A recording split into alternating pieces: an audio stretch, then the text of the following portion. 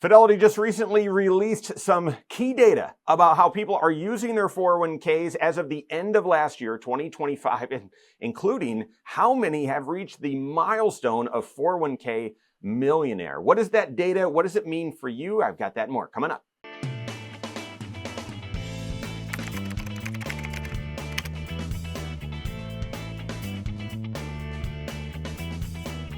Does being a 401k millionaire, does it matter? Having $1 million saved up in your 401k, is that a worthwhile milestone? Is that a measure or maybe the measure of financial success? No, it doesn't matter. Maybe you don't need $1 million in your 401k. Most people don't. You might need two, or maybe more than that. Or you might have a very successful financial future in retirement with a lot less than that. What if you've switched jobs a few times? So in your 401k, you've got less than six figures, but over in your IRA and in your Roth IRA, maybe some other dollars, you've got a couple $1 million saved up over there. This data is just headline news. It doesn't apply to your unique and specific financial situation. So if you have savings goals, if you're saving up for retirement, you need to work with the CFP looking at all 6 areas of your financial life. Retirement planning is one of them. It's right next to investment planning. So how do you invest those dollars that you have saved up? And then how do they behave and how do they fit together with the other variables for your long-term retirement plan? That's the work that you need. Whether you aspire to become a 401k millionaire or have $1 million saved up in your 401k, maybe you have a different milestone, different goals in mind, work with your certified financial planner on that. At least once a year, though, Fidelity goes through and analyzes their 401ks. They're a behemoth, right? So they've got a lot of client data, and they share that data about, savings habits and so on of those that have individuals that have 401ks. Well, the headliner news is that the number of individuals, at least that Fidelity, has kind of purview on, the number of individuals reaching that 401k millionaire status, where they've got $1 million or more in their 401k, grew a significant amount in 2025, ending the year at 665,000 people having $1 million or more in their 401k. That's up 150,000 people from a year before. That is significant. That's more than what I expected. And this isn't in this data, but some previous data that Fidelity shared. How do you get there? It takes about 25 years of savings. They've done this analysis based on the same review and the same research in the past. It takes about 25 years to get there of saving consistently. And the savings rate on average for those that end up becoming 401k millionaires is over 16%. So the question is, how long have you been saving?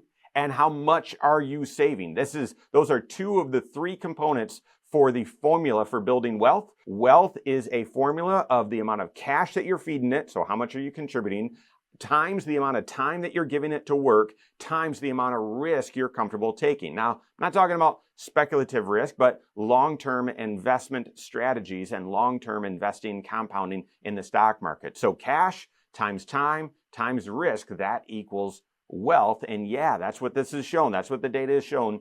25 years or so of steady contributions averaging over 16% contribution rate, and you can get there. That number of people reaching that milestone increased significantly last year. That's the first headline. Second, what was the average contribution rate to 401ks? And this isn't just for those that have become 401k millionaires, but across all 401k plans, what's the average contribution rate? Well, about 14%. That's pretty good. 14% average contribution rate last year in 2025. That breaks down to about 9.5% is the individual's contribution, and the average company match is 4.7, so that equals that 14%. To me, our rule of thumb and our suggestion, without looking at your comprehensive and unique financial picture, without looking at your 5-factor retirement plan to see how much you need to be saving, I want you to save 15%. I would just put that in your brain as that's the milestone, that's the threshold you want to get to, saving 15%. And then the match is above and beyond that. The match is just gravy. And so this being 14%, that's the average. Okay, I'm not surprised. I wouldn't be average. Be above average, save 15%. Now, underneath the hood, we shouldn't be too surprised by this. Gen Xers saving about 15%, millennials saving about 13%, Gen Z saving about 11%. And I would say that probably lines up with what I would expect, that the closer you get to retirement, the more serious, the more real it feels, and yeah, your contribution you might feel the need to increase your contribution. I would argue in reality, it should be the opposite, right? Those in Gen Z, you're going to have more time for those dollars to compound. I would want you saving as aggressively as possible. Increase that savings rate, again, 15% across the board. This is one other really, really helpful anecdote that I found in this research, and that is based on contribution rate. 40% of 401k participants increased their contribution rate during the year 2025. That's fantastic. 40% increased their contribution rate at some point during the year. Only 10% reduced their 401k contribution rate. So yeah, that's a small number. That's good. And then the other half just kept it the same. In addition to saying that I'd love for you to be contributing 15% to your 401k, I'd also love for you to increase your 401k contribution by 1% a year until you hit that 15% or until you hit that maximum.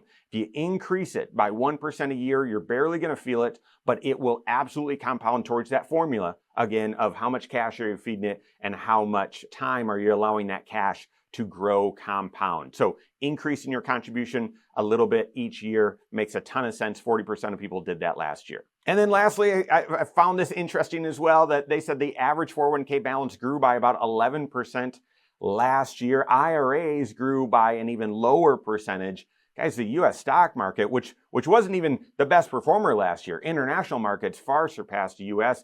That U.S. stock market was up almost 17% last year, and the average investor only up 11%. Yeah, that gap there shows diversification. Yeah, but that gap is also problematic. So make sure you're working with your CFP, that you've got a well-rounded and diversified portfolio, but also that you're taking the right level of risk for your unique financial situation. My hunch is that 11% means there are a lot of people out there that were maybe taking less risk than they should, or maybe it's indicative that, there's a lot of people that are nearing retirement, so shouldn't be taking a ton of risk, but the average return, 11%. So how does this apply to you? Number one, what is your goal for how much you need to have saved up in order to be able to retire? That is just one of the 5 factors of your retirement. So many people get really focused on, well, I need $1 million to in order to retire, and as soon as I hit that, I'm done. No. There's more variables that go into that, but based on those 5 variables, your CFP should be able to tell you this is your target. You need to get to, by age whatever, you need to get to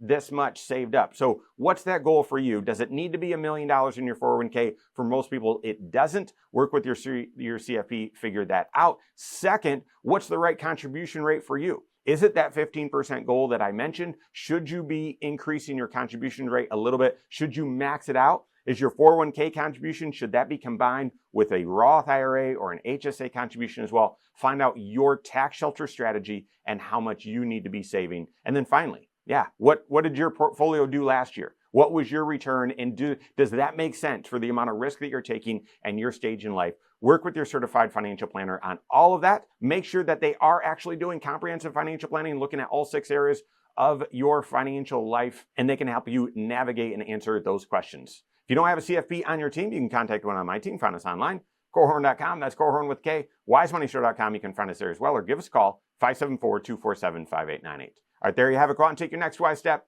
in your financial life.